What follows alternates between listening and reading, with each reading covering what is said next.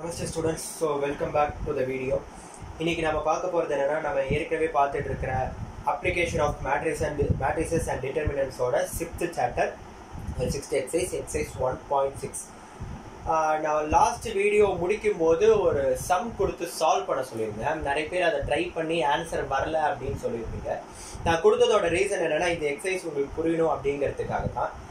இந்த exercise once இந்த வீடியோவோட மிட்ல ஒரு பார்ட்டில் நான் அந்த சம்மை சால்வ் பண்ணியிருப்பேன். ஸோ வீடியோ ஃபுல்லாக பார்த்தீங்கன்னா அது எப்படி சால்வ் பண்ணலாம், நான் எதுக்காக அந்த சம் கொடுத்தேன் அப்படிங்கிறதுக்கான ரீசன் புரியும். ஸோ நம்ம டேரெக்டாக எக்ஸசைஸ்குள்ளே போனால் எக்ஸசைஸ் எதை பற்றினா consistency of the system of linear equations. நம்ம ஏற்கனவே 3 எக்ஸசைஸ் எப்படி லீனியர் ஈக்குவேஷனை சால்வ் பண்ணலாம் அப்படின்னு பார்த்தோம். ஃபர்ஸ்ட் 2 எக்ஸசைஸில் என்ன பார்த்தோம், எப்படி ஒரு 3x3 or any square matrix அதை எப்படி சால்வ் பண்ணலாம் அப்படின்னு பார்த்தோம், இன்கேஸ் அது நான் சிங்குலராக இருந்தால் மட்டும். ஆனால் தேர்ட் எக்ஸசைஸில் காசியன் எலிமினேஷன் மெத்தடில் என்ன பார்த்தோம், அது சிங்குலராக இருந்தால் கூட அந்த கோஎஃபிஷியன்ட் மேட்ரிக்ஸ் சிங்குலராக இருந்தால் கூட அதை எப்படி சால்வ் பண்ணலாம் அப்படிங்கிறத பார்த்தோம்.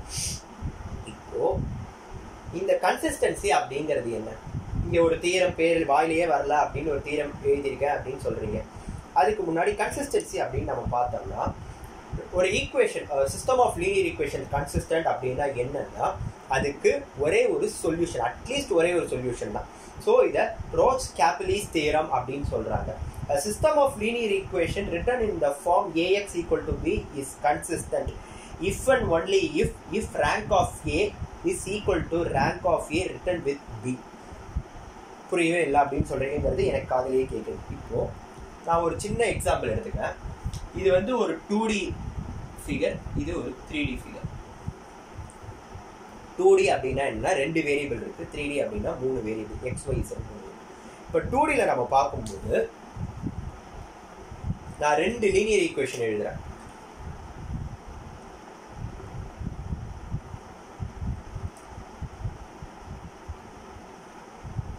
ஓகே, இந்த இடத்துல இந்த 2 லீனியர் ஈக்குவேஷனும், இது ஒரு லீனியர் ஈக்குவேஷன், இது ஒரு லீனியர் ஈக்குவேஷன், கரெக்டா? இந்த 2 லீனியர் ஈக்குவேஷனும் எந்த இடத்துலையுமே இன்டர்செக்ட் ஆகல, கரெக்டா? ஸோ அப்படின்னா இது என்ன அர்த்தம், எங்கேயுமே இன்டர்செக்ட் ஆகல. ஓகே, நீ எக்ஸ்டெண்ட் பண்ணலாம் அப்படின்னு நீங்கள் சொல்லலாம். ஓகே, இன்கேஸ் இந்த இன்டர்வல்குள்ள தான் இந்த லீனியர் ஈக்குவேஷன் இருக்கு அப்படின்னா இது 2 இடத்துல எங்கேயுமே இன்டர்செக்ட் ஆகல, கரெக்டா? அப்போ இதுக்கு என்ன அர்த்தம், இது இன்கன்சிஸ்டன்ட். அப்படின்னா இதுக்கு சொல்யூஷனே கிடையாது. ஏதாவது இன்டர்செக்ட் ஆனால் தானே அதை நம்ம சொல்யூஷன் படிப்போம். நான் ஃபர்ஸ்ட் எக்ஸசைஸ் லீனியர் ஈக்குவேஷனோட ஃபர்ஸ்ட் எக்ஸசைஸ் நடத்தும் போது என்ன சொன்னேன், solution for linear equation is nothing but where the given linear equation intersect அப்படின்னு சொன்னேன், கரெக்டா? ஓ, இந்த இடத்துல எங்கேயுமே இன்டர்செக்ட் ஆகவே இல்லையே. இன்டர்செக்ட் ஆனால் தானே எனக்கு அங்கே சொல்யூஷன் கிடைக்கும். அப்போ இந்த செட் ஆஃப் இந்த சிஸ்டம் ஆஃப் லீனியர் ஈக்குவேஷனுக்கு நோ சொல்யூஷன். இப்போ அதுவே அடுத்த இன்னொன்று ஒரு எக்ஸாம்பிள் கேட்கலாம்.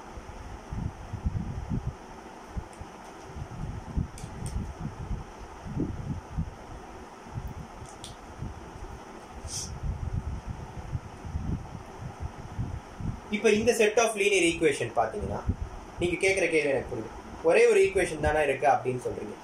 அதுதான் கிடையாது, இதுக்கு மேலே இன்னொன்று ஒரு ஈக்குவேஷன் இருக்குது. ஸோ 2 ஈக்குவேஷனும் எல்லா இடத்துலையும் இன்டர்செக்ட் ஆகுது.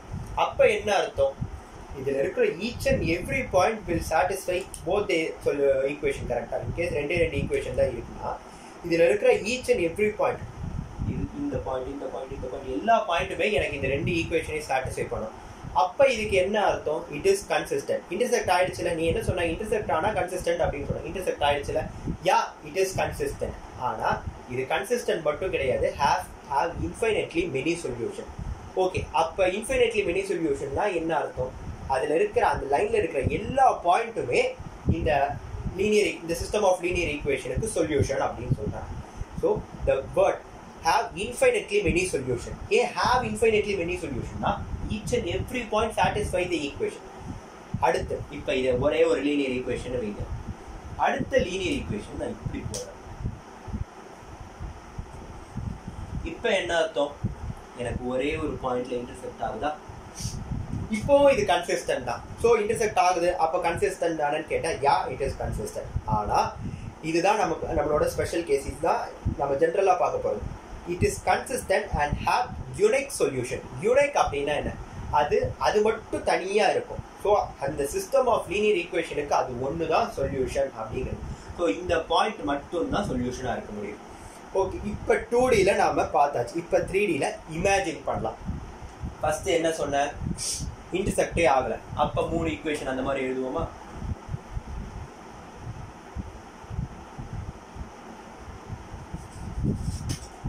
இப்போ 3 ஈக்குவேஷன் எழுதியிருக்கோம். இந்த 3 ஈக்குவேஷன் எந்த ஒரு இடத்துல இன்டர்செக்ட் ஆகலை, ஸோ இன்கன்சிஸ்டன்ட் அப்படிங்கிறது எனக்கு தெரிஞ்சிருச்சு. இப்போ அடுத்து நம்ம பார்ப்போம். இன்கன்சிஸ்டன்ட் சிம்பிளாக நம்மளுக்கு புரிஞ்சிடும். அடுத்து என்னதுன்னா கன்சிஸ்டன்ட். கன்சிஸ்டன்ட்டும் சிம்பிளாக புரிஞ்சிடும், எங்கே இன்டர்செக்ட் ஆகுது.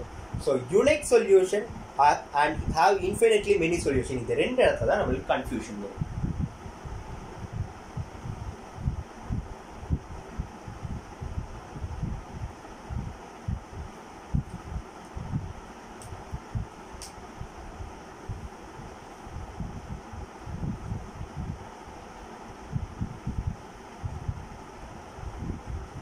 எத்தனை லீனியர் ஈக்குவேஷன் இருக்கு?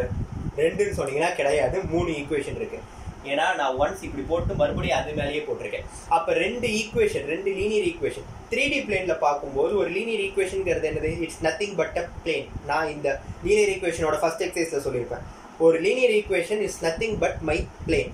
அப்போ 2 பிளேன் இந்த இடத்துல இன்டர்செக்ட் ஆயிருக்கு. அப்போ அதுல இருக்கிற எல்லா பாயிண்ட்ஸும் எனக்கு சாட்டிஸ்ஃபை பண்ணுமா அந்த லீனியர் ஈக்குவேஷனை? இப்போ என்ன பண்ணலாம், எனக்கு இந்த இடத்துல இன்னொன்று ஒரு பாயிண்ட் இருக்கு கரெக்டா. ஆனா இந்த இடத்துல பாயிண்ட்னு வரும்போது 3Dல என்னவாகும், அது பாயிண்ட் கிடையாது, லைன். ஏன்னா 2 லீனியர் ஈக்குவேஷன் இங்க ஒன்னாவே இருக்கு. அப்ப இன்னொன்னு ஒரு பாயிண்ட், இன்னொன்னு ஒரு லீனியர் ஈக்குவேஷன் இங்க இன்டர்செக்ட் ஆகுது அப்படின்னா என்ன அர்த்தம்? அது லைன், அது ஒரு லைன், பாயிண்ட் கிடையாது, லைன். அப்ப இதுல இருக்கிற ஈச் அண்ட் எவ்ரி பாயிண்ட், அந்த லைன்ல இருக்கிற எல்லா பாயிண்ட்டுமே அந்த லீனியர் ஈக்குவேஷனை சாட்டிஸ்ஃபை பண்ணுமா? யா. அப்போ இந்த லைன்ல எத்தனை பாயிண்ட்ஸ் இருக்கும்? பாயிண்ட்ஸ் நம்மளால எண்ணவே முடியாது, there are infinite points. So அப்போ இந்த சிஸ்டமும் consistent and have infinitely many solution. இப்போ அடுத்து வேற எப்படி பார்க்கலாம்? இப்போ இந்த ஒரே ஒரு லீனியர் ஈக்குவேஷன் எழுதிக்கோங்க நினைச்சுக்கோங்க. இங்க 3ஆவதா ஒரு ஈக்குவேஷன் இருக்கா? இப்போ இந்த 3 லீனியர் ஈக்குவேஷன், இது ஒரு பிளேன், இது ஒரு பிளேன், இது ஒரு பிளேன், இந்த எல்லா பிளேனும் இந்த எனக்கு ஒரு இடத்துல இன்டர்செக்ட் ஆயிருக்கா? அப்போ 2 பிளேன் இன்டர்செக்ட் ஆகும்போது எனக்கு வரது என்னது? ஒரு லைன். ஒரு லைனும் ஒரு பிளேன் இன்டர்செக்ட் ஆகும்போது எனக்கு வரது என்னது? Which is nothing but my point.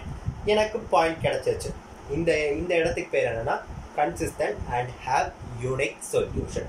இவ்வளவுதான். இதுல இன்னும் ஒரே ஒரு கேஸ் எப்படி இருக்கும்னா 3 ஈக்குவேஷனும் ஒரே இடத்துல சாட்டிஸ்ஃபை ஆகணும், அதுவும் consistent and have infinitely many solution.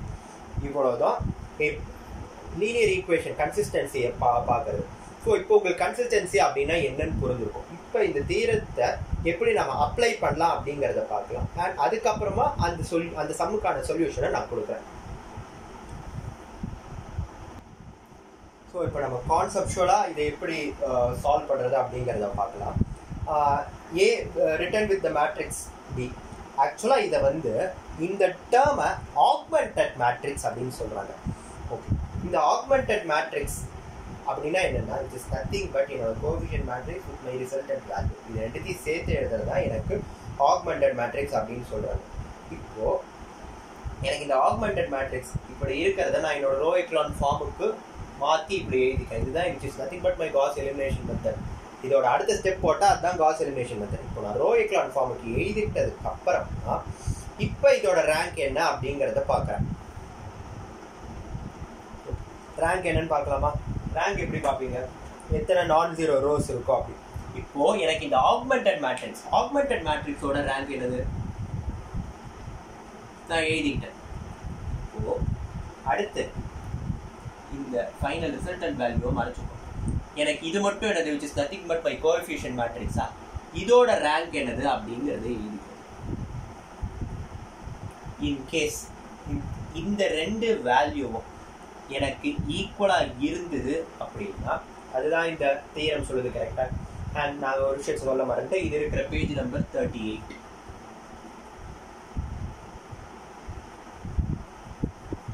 So இது 2 ஈக்குவலா இருந்துருச்சு அப்படின்னா எனக்கு என்ன அர்த்தம்? கன்சிஸ்டன்ட், எனக்கு சொல்யூஷன் இருக்கு. சொல்யூஷன் இருக்குன்னா அடுத்த ஸ்டெப் நான் என்ன போவேன்?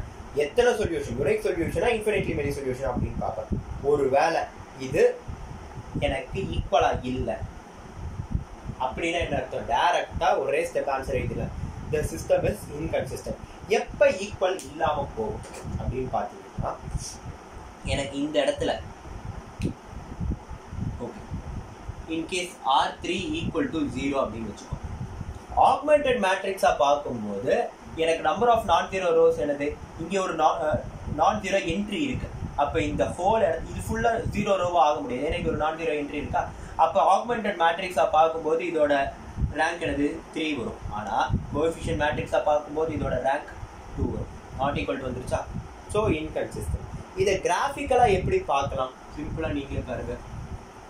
இன்கேஸ் நான் ஒரு 2x2 மேட்ரிக்ஸாக எடுத்து 2x2 மேட்ரிக்ஸ் விச் இஸ் 2 டைமென்ஷனாக எடுத்துக்கிட்டாலும் இதை எப்படி சொல்லலாம். இப்போ நம்மளால சொல்லவே முடியாது. ஏன்னா எனக்கு ஒரு இடத்த என்னால சொல்லவே முடியாது.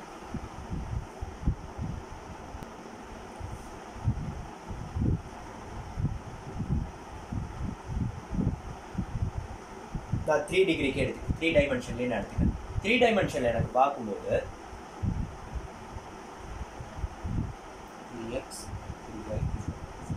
இப்போ எனக்கு 2 ஈக்குவேஷன் இருக்கு. ஆனால் இது 2 ஈக்குவேஷன் எனக்கு இப்படி சாட்டிஸ்ஃபை ஆகிடுச்சு அப்படின்னு வச்சுக்கலாம். அப்போ இது எனக்கு ஒரு லைனாக வந்துடும். பட் இந்த இடத்துல R3 ஈக்குவல் டு எனக்கு 0வாக போயிடுச்சுன்னா என்ன அர்த்தம், வெறும் W3 அப்படிங்கிற ஒரு value which is nothing but எனக்கு ஒரு சிங்கிள் கான்ஸ்டன்ட் என்னால் எப்படி எழுத முடியும், என்னால் அது இந்த இடத்துக்கு கொண்டே வர முடியாது. அப்போ எனக்கு அந்த சொல்யூஷனே கிடைக்காது. இதனால தான் இதுதான் இன்கன்சிஸ்டன்ட் அப்படின்னு சொல்லுவாங்க. அடுத்து கன்சிஸ்டன்சியை எப்படி பார்க்கலாம் அப்படின்னு பார்த்தா,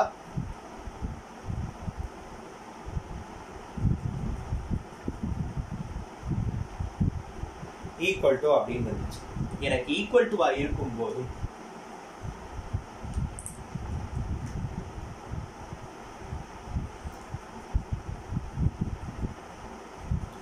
என்னடா புதுசா ஒரு வேல்யூ n எழுதுற அப்படின்னு கேட்டீங்க. n is nothing but my number of unknowns. So என்னோட ரேங்க் என்னோட நம்பர் ஆஃப் அன்னோன்ஸ்க்கு ஈக்குவலா இருந்தது அப்படின்னா எனக்கு ஒரு யூனிக்கான சொல்யூஷன் இருக்கு. எனிவே இந்த இடத்துல கன்சிஸ்டன்ட் அப்படிங்கிறது எனக்கு தெரிஞ்சிருச்சு. நம்ம அடுத்து பார்க்க வேண்டியது யூனிக் சொல்யூஷனா இன்ஃபினிட்லி மெனி சொல்யூஷனா அப்படிங்கிறது தான். இன்கேஸ் எனக்கு என்ன இருந்துருச்சுன்னா எனக்கு நான் சிம்பிளா என்ன சொல்லிட்டு போயிடலாம், எனக்கு யூனிக் சொல்யூஷன். ஏன் அப்படின்னு பார்த்தீங்கன்னா ரேங்க் ஈக்குவலா இருக்கு அப்படின்னா என்ன அர்த்தம், எந்த இடத்துல அது இன்டர்செக்ட் ஆகுது அப்படின்னு. ஓகேவா. இப்போ எனக்கு 3 இடத்துல, ஸோ 3மே ஒரு இடத்துல இன்டர்செக்ட் ஆகுது, 3 ஈக்குவேஷன் ஒரு இடத்துல இன்டர்செக்ட் ஆகுது அப்படின்னா ஓகே, இங்க இன்னொரு ஒரு ஈக்குவேஷன் இருக்கு அப்படின்னு வச்சுக்கோங்க. அப்ப எனக்கு இந்த இடத்துல இன்டர்செக்ட் ஆகும். கரெக்டா அந்த இடத்துல இன்டர்செக்ட் ஆகுதுன்னா என்ன அர்த்தம், நான் காஸ் எலிமினேஷன் மெத்தட் வச்சு எனக்கு ஆன்சர் என்ன அப்படிங்கிறத போட்டுருவேன். இப்போ அடுத்த கேஸ் என்ன, எனக்கு rank of my augmented matrix is equal to my rank of coefficient matrix வந்துச்சு. ஆனா எனக்கு என்னக்கு ஈக்குவலா இல்லை, k அப்படின்னு வருது, k which is less than n. அப்ப என்ன அர்த்தம், ஸோ கிராஃபிக்கலா அதே மாதிரி கிராஃபிக்கலா பார்த்தா எனக்கு ஏதாவது ரெண்டு ஈக்குவேஷன், இந்த இடத்துல நான் 3 ஈக்குவேஷன் இருக்கு, 2 ஈக்குவேஷன் ஏதாவது 2 ஈக்குவேஷன் ஆர் 3 ஈக்குவேஷனுமே ஒரே இடத்துல இன்டர்செக்ட் ஆயிருக்கு அப்படின்னு அர்த்தம். ஓகே, இந்த இடத்துல 2 இடத்துல இன்டர்செக்ட் ஆயிருக்கு அப்படின்னா இது 3வது ஈக்குவேஷன். அப்ப இது என்னது எனக்கு, which is nothing but my line. Point கிடையாது, லைன். ஏன்னா எனக்கு 3வது ஒரு ஈக்குவேஷன் கிடைச்சாதான் என்னால பாயிண்ட்னு சொல்ல முடியாது. ஸோ எனக்கு இது வெறும் ஒரு லைன் மட்டும்தான் இந்த இன்டர்செக்ஷன் அப்படிங்கிறது. ஸோ இப்போ கேங்கிறது இங்கே என்ன வரும், இப்போ இந்த கேவை வச்சு தான் எத்தனை சொல்யூஷன், இன்ஃபினிட்லி மெனி சொல்யூஷன் சொன்னால இந்த இடத்துல கே ஒரு பேராமீட்டர் அப்படின்னு சொல்றாங்க. ஸோ கேவை வச்சு தான் எத்தனை நம்மளோட சொல்யூஷன்ஸ் எல்லாத்தையுமே நம்மளால எழுதிக்க முடியும். K in terms of X and Y நம்ம எழுதிக்கிறோம். ஃபார் எக்ஸாம்பிள் இது 2வா இருக்கு, கே 2வா இருக்கு அப்படின்னா எனக்கு என்ன அர்த்தம், 2 ஈக்குவேஷன் மட்டும் தான் வரும். அப்போ இந்த இடம் ஃபுல்லாகவே 2மே 0 ஆகிடும். அப்போ K in terms of Z in terms of K நான் எழுதிப்பேன். அதுக்கப்புறம் இசடை வச்சு என்னால் ஒய் கொண்டு வந்துட முடியும், ஒய்யை வச்சு என்னால் எக்ஸும் கொண்டு வந்துட முடியும். இன்கேஸ் கே 1ஆ இருக்கு அப்படின்னா என்ன அர்த்தம், எனக்கு இந்த ஈக்குவேஷன் ஃபுல்லாகவே 1 ஆயிடுச்சுன்னு அர்த்தம். ஸோ இந்த ஈக்குவேஷன் மட்டும் தான் இருக்குது, பேலன்ஸ் 2 ரோவும் எனக்கு 0 ஆயிடுச்சு. அப்போது K in terms of Z and Y நான் எழுதிப்பேன், அதை வச்சு நான் எக்ஸ் கொண்டு போயிருப்பேன். இப்போ உங்களுக்கு புரிஞ்சிருக்கும்னு நினைக்கிறேன் கன்சிஸ்டன்சி எப்படி யூனிக் சொல்யூஷன் கொண்டு வரலாம், எப்படி இன்ஃபினிட்லி மெனி சொல்யூஷன் கொண்டு வரலாம் அப்படிங்கிறது. இந்த consistency with unique solution, no solution and infinitely many solution இது இருக்கிற பேஜ் நம்பர் என்னன்னா நம்பர் 41. இப்போ இந்த இடத்துல நீங்க பாத்துக்கிட்டீங்கன்னா புக்ல எப்படி கொடுத்துருக்காங்க அப்படின்னு நம்ம பார்த்தா, நான் இங்க கே ஒரு வேல்யூ வருதுன்னு சொல்லியிருக்கேன். ஆனா அவங்க வர வேல்யூவை n-k அப்படின்னு ரெப்ரசென்ட் பண்றாங்க. ஃபார் எக்ஸாம்பிள் எனக்கு 2 அப்படின்னு வருதுன்னா எனக்கு அது என்னது 3 - 1 அப்போ அவங்க அதையே ஒரு பேராமீட்டர் கொண்டு வந்துட முடியும்னு சொல்றாங்க. ஸோ 3 - 2 அப்படின்னு வரும், சாரி 3 - 1 வரும். இன்கேஸ் எனக்கு இது ரெண்டும் 2 அப்படின்றதுன்னா 3 - 1 அப்படின்னு வரும். ஸோ அப்போ இந்த இடத்துல கேவோட வேல்யூ என்னது, எனக்கு 1 கரெக்டாக. அப்போ எனக்கு ஒரே ஒரு பேராமீட்டர் தேவைப்படும். ஏன் எனக்கு இது ஃபுல்லாக 0 ஆகிடும். எனக்கு ஒரு பேராமீட்டர் கிடைச்சதுன்னா இசட் இன் டர்ம்ஸ் ஆஃப் நான் கே எழுதிடுவேன். என்னால் பேலன்ஸ் 2 ஈக்குவேஷனையும் எழுதிட முடியும். இவ்வளோதான் கைஸ். இந்த கான்செப்டை நீங்கள் தரவாக புரிஞ்சுருந்தீங்கன்னா அடுத்த 2 எக்ஸசைஸுமே நீங்கள் போடலாம். லாஸ்ட் எக்ஸசைஸ் ஒரு இட்ஸ் அ சிம்பிள் டாஸ்க். இதுக்கு இந்த எக்ஸசைஸ் உங்களுக்கு புரிஞ்சிருச்சுன்னா பேலன்ஸ் 2 எக்ஸசைஸும் பேலன்ஸ் இருக்கிற எக்ஸசைஸ் ரொம்பவே ஈஸியாக இருக்கும். இப்போ நான் கொடுத்த சம்முக்கான சொல்யூஷனை பார்ப்போம். ஓகே, ஸோ நான் லாஸ்ட்டாக கொடுத்தது இந்த சம்மு தான். கொடுத்துருக்கிற சம்மை நான் மேட்ரிக்ஸ் ஃபார்மில் எழுதியிருக்கேன். ஸோ எனக்கு ஒரு கோஎஃபிஷியன்ட் மேட்ரிக்ஸ் 4x3 மேட்ரிக்ஸாக வந்திருக்கு. அண்ட் எனக்கு ஃபைனல் வேல்யூ எனக்கு எப்படி வந்திருக்கு 4x1. Where is my variable matrix X எப்படி இருக்குன்னா 3x3. அப்போ எனக்கு பிரச்சனை இல்லை, சாரி 3x1 மேட்ரிக்ஸாக வந்துருக்கு. இப்போ நான் அதை ஆக்மெண்டட் மேட்ரிக்ஸாக எழுதிக்கிட்டா எனக்கு இப்படி வந்திருக்கும் கரெக்டாக. இதுதான் என்னோட ஆக்மெண்டட் மேட்ரிக்ஸ். இப்போது நான் லீனியர் டிரான்ஸ்ஃபர்மேஷன் பண்ணுறேன். ஸோ லீனியர் டிரான்ஸ்ஃபர்மேஷன் எப்படி பண்ணலாங்கிறது ஏற்கனவே நான் உங்களுக்கு ஒரு வீடியோ 2.2 எக்ஸசைஸோட சீரீஸில் நான் எக்ஸ்பிளைன் பண்ணிட்டேன். இப்போ நான் லீனியர் டிரான்ஸ்ஃபார்ம் பண்ணும்போது எனக்கு இந்த மாதிரி வரும். நான் மறுபடியும் அந்த ரோ எக்லான் ஃபார்முக்கு கொண்டு வரதுக்காக இன்னொன்று ஒரு லீனியர் டிரான்ஸ்ஃபார்மேஷன் பண்ணுறேன். எனக்கு ஃபைனல் ஆன்சர் இப்படி வருது. இப்போ என்னோட நான் ஏற்கனவே சொன்ன மாதிரி நம்ம ரேங்கை பார்த்தா rank of augmented matrix equal to என்னது, ஆக்மெண்டட் மேட்ரிக்ஸ் என்னது ஹோல் மேட்ரிக்ஸ். இப்போ இந்த ரோ ஃபுல்லாகவே போடும். அப்போ எனக்கு இங்கே ஒரு நான் ஜீரோ என்ட்ரி இருக்குது. அப்போ இதோட வேல்யூ என்னது 3. வேரஸ் என்னோட rank of A coefficient matrix இதை மறைச்சிட்டு இதை மட்டும் பார்த்தா என்ன ஆகும், இந்த ரோவும் ஃபுல்லாக போய்டும் கரெக்டாக. எனக்கு 2 மட்டும்தான் வரும். Rank of A equal to 2. இந்த இடத்துல எனக்கு அப்போ என்ன தெரியுது, இதுலேருந்து நான் கொடுத்த கொஸ்டினுக்கு ஆன்சரே கிடையாது. ஓகேவா? ஆன்சர் கிடையாது அப்படின்னு சொல்றதை விட கன்சிஸ்டன்ட் கிடையாது அப்படின்னு. ஸோ இன்டர்செக்ஷன் நம்மளால கண்டுபிடிக்க முடியாது. இது நீங்க கால்குலேட்டர்ல போட்டால் உங்களுக்கு ஆன்சர் வந்துடும். ஆனால் கிராஃபிக்கலாக பார்க்கும்போது இவங்க கன்சிஸ்டண்டா இல்லையா அப்படின்னு தான் கேட்குறேன். கன்சிஸ்டண்டா இல்லையா அப்படின்னு பார்க்கும்போது இது இன்கன்சிஸ்டன்ட். ஓகே, இன்கன்சிஸ்டண்டா இருந்தால் இப்போ என்ன அப்படின்னு பார்த்தீங்கன்னா இதை நீங்கள் ஈக்குவேஷன் ஃபார்மில் எப்படி மாற்றுவீங்க? -3x - y - 3z = 2. Okay, y + 0z = 5. அடுத்து 0z = 4. எனக்கு இந்த இடத்துல என்ன ஆகும், z = 0ன்னு வந்துமா? Sorry, 0z = 4. 0 into something = 4. எனக்கு அது என்னன்னு தெரியவே தெரியாது. ஓகே, z என்னது அப்படின்னு கண்டுபிடிக்கலாம். நான் 4/0ன்னு போட்டால் எனக்கு என்ன ஆகும்? எனக்கு ஒரு வேல்யூ கிடைக்கவே இல்லை. z = 0. அது z எந்த இடத்துல இன்டர்செக்ட் ஆகுதுன்னு என்னால் சொல்ல முடியாது கரெக்டாக. இது ரெண்டுத்துக்கு எனக்கு ஆன்சர் வந்துடும், அது எனக்கு பிரச்சனை இல்லை. இந்த இடத்துல என்ன இன்டர்செக்ஷன் அப்படிங்கிறது கண்டுபிடிக்க முடியாது கரெக்டாக. அதனால தான் இன்கன்சிஸ்டன்ட் அப்படின்னு சொல்றாங்க. இதுவே லைட்டாக கொஸ்டினை மாற்றி பார்க்கலாமா?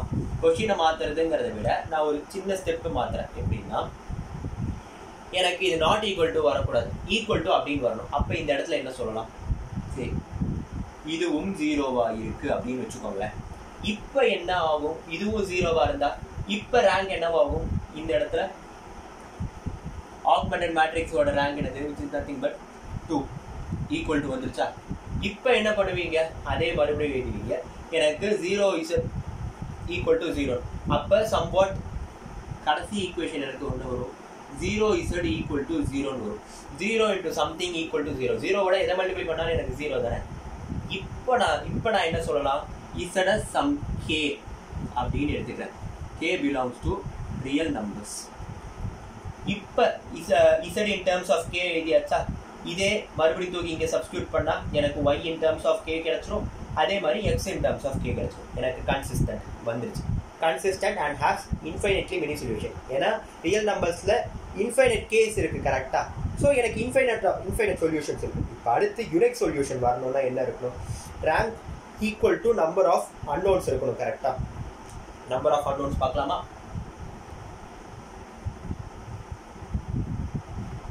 ஈக்குவல் டு 3 வச்சுக்கோங்க. அப்போ இது என்னது? சம் ஏ ஆர் இது பி அப்படின்னு எழுதிக்கணும். இப்போ எனக்கு இசட் கிடைச்சாச்சு. So A into Z equal to B. அப்போ இசட் என்னது? பி பை ஏன்னு எழுதிருவீங்க. அந்த இசடை வச்சு இங்கே சப்ஸ்டியூட் பண்ணால் எனக்கு ஒய்க்கான வேல்யூ ஒரு யூனிக் வேல்யூ கிடைச்சிடும், எக்ஸுக்கான வேல்யூ கிடைச்சிடும். ஸோ சிம்பிள், இவ்வளோதான். ஸோ போன சம்மை வச்சு நான் இப்போ அந்த சம் நான் எதுக்காக கொடுத்துருப்பேன் அப்படிங்கிறதுக்கான ரீசன் உங்களுக்கு புரிஞ்சிருக்கும். நீங்கள் கண்டிப்பாக அந்த சம்மை ட்ரை பண்ணி பார்த்துருந்தீங்கன்னா ஒரு இடத்துல கண்டிப்பாக ஸ்டக்காக இருப்பீங்க. எப்படி இதை கொண்டு போகலாம், அடுத்த அப்ரோச்சே உங்களுக்கு தெரியாமல் இருக்கும். அதுக்காக தான் அந்த சம் கொடுத்துருந்தேன். இந்த கன்சிஸ்டன்சி எப்படி உங்களுக்கு புரிய வைக்கணுங்கிறதுக்காக தான். ஒன்ஸ் அந்த சம்மில் நீங்கள் ஸ்டக்கப் ஆயிருந்தீங்கன்னா இந்த கன்சிஸ்டன்சி சாப்டர் படிச்சதுக்கப்புறம் உங்களுக்கு அந்த சம் புரிஞ்சிருக்கும். Thank you guys, thank you for your support. இப்போ இன்னும் ஒரு சின்ன சம் ட்ரிக்ஸ் மட்டும் நம்ம பார்க்கலாம். ஸோ இந்த இடத்துல நம்ம என்ன பார்க்குறோம்னா, ஒரு கமெண்ட் கேட்டிருந்தாங்க, எப்படி போன எக்ஸசைஸை வச்சு மட்டும் சிங்குலராக இருக்கிற கோஎஃபிஷியன்ட் மேட்ரிக்ஸையும் நம்மளால இங்கே யூஸ் பண்ணி சால்வ் பண்ண முடியும் எப்படிங்கிறத இப்போ பார்த்தா, சிங்குலராக இருக்கிற ஒரு மேட்ரிக்ஸை நம்மளோட எலிமெண்ட்ரி டிரான்ஸ்ஃபர்மேஷன் வச்சு நான் சிங்குலராக மாற்றிக்க முடியும். அதுக்கு முன்னாடி ஃபர்ஸ்ட் எக்ஸசைஸில் என்ன பார்த்தோம்? இன்வர்ஸ் எடுக்கிறது பார்த்தோம் கரெக்டாக. சிங்குலராக இருக்கும்போது என்னால் இன்வர்ஸை எடுக்க முடியாது. ஓகே, எடுக்க முடியாதுன்னா என்ன அர்த்தம்? ஏஎக்ஸ் ஈக்குவல் டு பி அப்படின்னு வருதுன்னா x equal to என்னன்னு எழுதுவீங்க? a inverse into b அப்படின்னு எழுதுவீங்க. It is nothing but 1 by determinant of a into adjoint of a into b அப்படின்னு வந்துடும். ஆனால் 1 by determinant of a வரும்போது 1 by 0 which is உங்களுக்கு இன்ஃபினிட்டின்னு வரும். ரியல் நம்பர்ஸ்லேயே இல்லாத ஒரு ஆன்சர் வந்துடும். அப்போ அங்கேருந்து எப்படி வேரியபிளுக்கான வேல்யூ கண்டுபிடிப்பீங்க? கண்டே பிடிக்க முடியாது. இப்போ அடுத்து என்னோட கிராமர் ரூலை பார்க்கும்போது எனக்கு டெல்டா 1 கிடைச்சிரும், டெல்டா 2 கிடைச்சிரும், டெல்டா 3 கிடைச்சிரும். மூணுமே நாட் ஈக்குவல் டு 0 அப்படின்னே இருக்குது. ஆனால் எனக்கு டெல்டா என்னது? Which is nothing but my determinant of A கரெக்டா? அது 0. அப்போ டெல்டா 1 ஈக்குவல் டு ஒருவேளை சம் ஏவா இருந்ததுன்னா ஏ டிவைடட் பை 0 என்னது? விச் இஸ் அப்போ எனக்கு இன்ஃபினிட்டி ரியல் நம்பர் ரியல் லைன்ல இல்லாத ஒரு வேல்யூ தானே வரும். எனக்கு அங்கேயே எக்ஸுக்கான வேல்யூ கிடைக்காது. இதனால தான் கிராமர் ரூலை வச்சு சால்வ் பண்ண முடியாது, இன்வர்ஷன் மெத்தட்லையும் சால்வ் பண்ண முடியாது. ஆனால் காஸியன் எலிமினேஷன் மெத்தட்ல முடியும். எப்படி என்னோட எலிமெண்ட்ரி டிரான்ஸ்ஃபர்மேஷன்? இப்போ உங்களுக்கு எலிமெண்ட்ரி டிரான்ஸ்ஃபர்மேஷனோட பவர் என்ன, அதோட யூஸ் என்ன, எப்படி அதை யூஸ் பண்ணலாங்கிறது தெரிஞ்சிருக்கும். Thank you guys. இது ஒரு கமெண்ட்ல கேட்டிருந்தாங்க, எப்படி இதை சால்வ் பண்ணலாம், எதனால இதுக்கு தனி ஸ்பெஷாலிட்டி அப்படிங்கிறது.